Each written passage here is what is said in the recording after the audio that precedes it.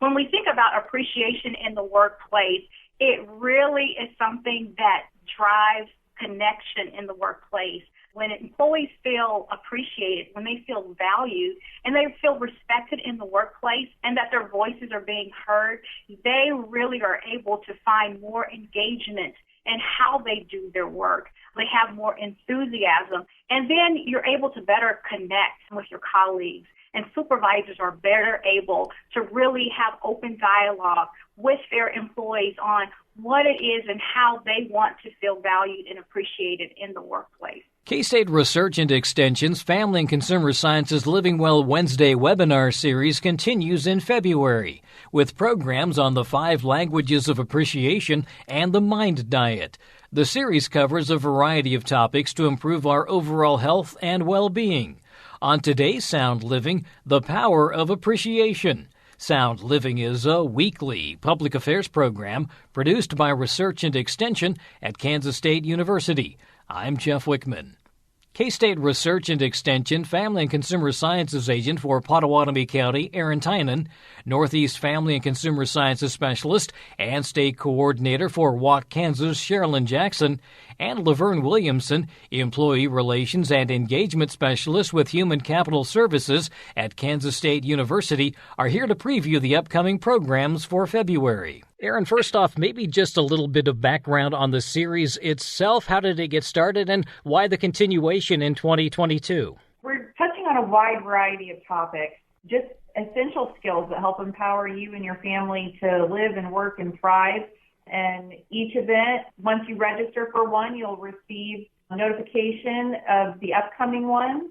And how to register is you can go to the K-State homepage and then click on Research and Extension and then Family Consumer Sciences, and there on the left-hand side is a little link that says Living Well Wednesday webinar series. If you don't want to go through all that work, you can just go to Google and probably type in K-State Research and Extension Living Well Wednesdays, and it'll be the first thing that pops up. But you can register for those, and they're completely free, and you can watch them later if you don't have the opportunity or time to do it in that moment. You can always log on and watch the webinars at a later date. And in addition to having K-State Research and Extension Family and Consumer Science Specialists and Agents lead some of these presentations, you've also kind of gone outside the fold, and one of those coming up in February is LaVerne Williamson. She's with K-State's Human Capital Services, and part of what she does is employee relations and engagement, and as part of that, you go out, I'm assuming you do a lot of trainings, LaVerne, is that true? Yes, definitely. That is one important part of our job is in employee relations is really empowering employees and supervisors, helping them to navigate day-to-day conflicts, whether big or small, helping and reminding them that communication is so important in the workplace, and that is what really builds connection. So we absolutely love being able to connect with departments across Kansas State University to empower. The presentation you're going to be making is on languages of appreciation, and that really comes from a book, The 5 Languages of Appreciation in the Workplace? Yes, I absolutely love this book and recommend it to all employees and supervisors. I was first introduced to this book around 2018, 2019, and I was really captured by it because when we think about appreciation in the workplace, it really is something that drives connection in the workplace. When employees feel appreciated, when they feel valued, and they feel respected in the workplace and that their voices are being heard, they really are able to find more engagement in how they do their work. They have more enthusiasm, and then you're able to better connect with your colleagues, and supervisors are better able to really have open dialogue with their employees on what it is and how they want to feel valued and appreciated in the workplace. One of the things I guess I found interesting was the fact that there are a number of languages of appreciation, 5 of them. Yes, definitely. You know, one of the things that I absolutely love about this book, I think about how, we all try to live by the golden rule, right? Is to treat others as we would want them to treat us.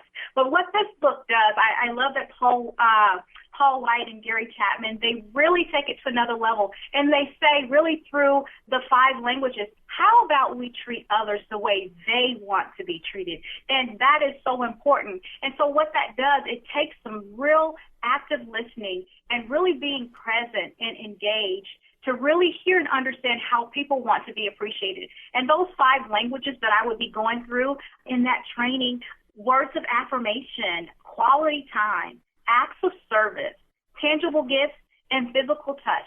And we all have different languages of appreciation, and it's really a matter of being engaged with each other, connected, and being able to hear, actively listen to what that colleague really needs from us. How might that play out then? Let's take maybe just like acts of service. How would someone who needs that, how would you know that they need that? Acts of service. So this would be an individual who really values, say, when a coworker or a supervisor will come alongside them, maybe when they have a big project that's due and they're hitting really close to that deadline, and someone comes alongside of them and say, hey, is there anything that I can help you do to get you across the finish line with this project? Can I make some copies? Can I make some phone calls? And so that's going to be really valuable to that person whose language is acts of service versus someone who is words of affirmation. If I were words of affirmation, I would be excited about someone, coming alongside me and say, hey, I see you have this big deadline coming up.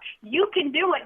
Someone that's cheering you on or someone that's giving you some kind words to remind you that you are valued. So quality time then would be kind of that bonding aspect? Yes, being able to just take some time, whether it's going out to lunch with a coworker or sometimes just even between a supervisor and an employee, having those one-on-one meetings with your supervisor many times means all the world to employees. And so it can definitely vary. Tangible gifts, I think, talked about like new opportunities or maybe new challenges. With tangible gifts, it can be something just as simple as I'm running to Starbucks right before work, and I know my colleague loves the blueberry muffins at Starbucks, or they have a favorite coffee, and just picking that up. But it doesn't necessarily have to be anything monetary. It could be writing a nice note for someone and giving that to them. So something that's tangible. If that's their language and if you've been listening,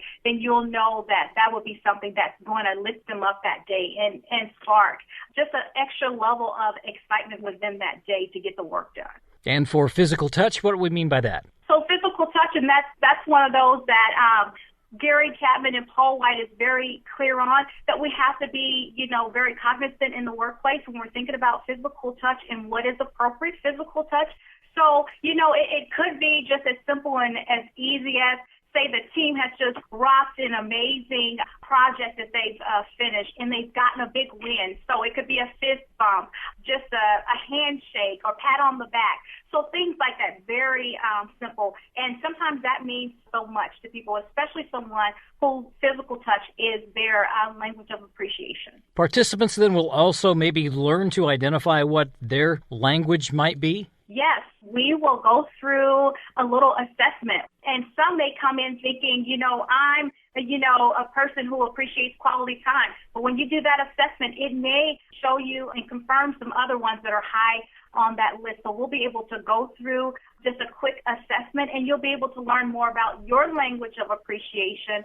But what I really love about this assessment is not only will you get to learn about your language of appreciation, if you take this to your various teams and you do this as a team project, it will help you to better learn others' language of appreciation. I'm assuming there's a lot of benefits to doing this. It's got to create a much better work atmosphere, but there's probably other benefits along the way as well. Definitely. Well, you know what? I really am such a believer that when we're thinking about how we appreciate people, the core of that is utilizing empathy, being authentic, being able to show up as our true selves. And when people feel appreciated and valued in the workplace, they can come into the workplace and be their true selves, kind of let their hair down and really move forth in their gifts and their talents, and really know that what they bring to the table is appreciated. So there is such a wide range of benefits of what you receive when people really create a culture of what it means to appreciate others in the workplace. When you do the presentations and you get feedback, what are some of the things that people say are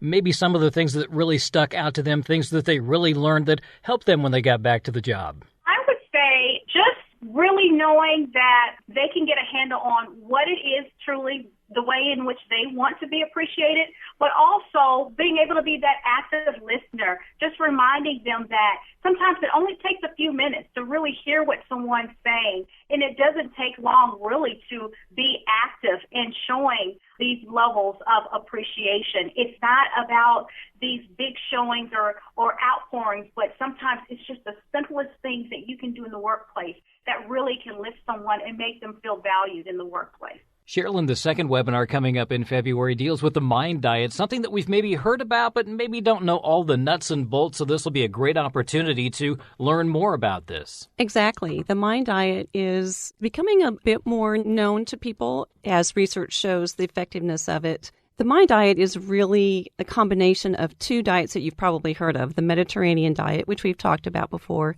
and also the DASH diet, which is dietary approaches to stop hypertension. So the mind diet combines those two, basically, and also points out some specific things that we can do that are especially helpful to keep our brains sharp and to perhaps prevent, delay dementia and Alzheimer's disease. That's kind of one of the big pushes right now, is to do things that really help the brain power. Exactly. And it's not just the diet, of course. It's just like anything else, any other health condition. It's a combination of lifestyle factors. But we are at a webinar on February 23. We're going to look into the mind diet more specifically and what we can do, some small tweaks and some ways to eat differently that would be especially helpful for the mind in many different ways.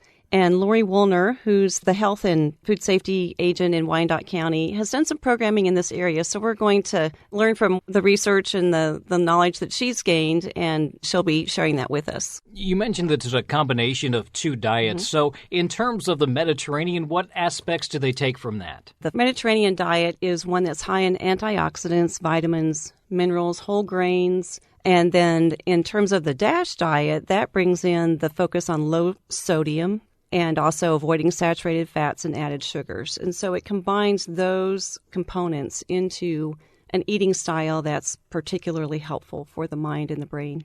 And I'm assuming that maybe Lori has some ways that we can prepare these foods? Yes, and she talks about some of the research behind it especially, which is important to know, but also what foods are on the eat more of list and what foods are on the try to avoid list. And there are a couple of things that I'll just point out that stick out for me as I've learned more about the mind diet, and one is that blueberries in particular are especially helpful for the brain and the mind. And also, one of the other recommendations with the mind diet is that every day you should eat dark leafy green vegetables. So those two things just really stick out that are probably a little bit more specific than what we often get from eating style recommendations. Sometimes we also talk about lifestyle. Is there some lifestyle changes associated with this as well? Exactly. There are. And that includes staying hydrated, drinking plenty of water, also getting adequate sleep on a regular basis. And, of course, physical activity is huge in keeping the mind sharp. Well, this comes at a good time then because we're about ready to start Walk Kansas as well.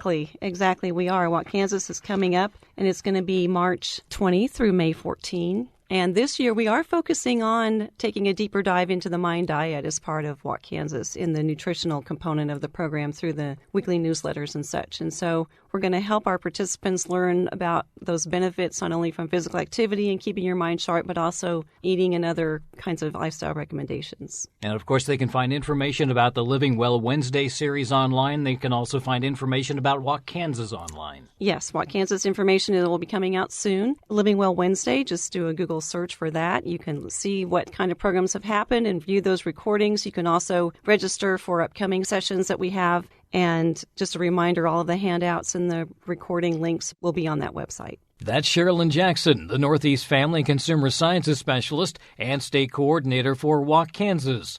Again, more information is available by searching online for Living Well Wednesday, K-State Research and Extension. Also on today's Sound Living, LaVerne Williamson, Employee Relations and Engagement Specialist with Human Capital Services at Kansas State University, and Aaron Tynan, Extension Family and Consumer Sciences Agent for Pottawatomie County. Sound Living is a weekly public affairs program produced by Research and Extension at Kansas State University. I'm Jeff Wickman, and this is the K-State Radio Network.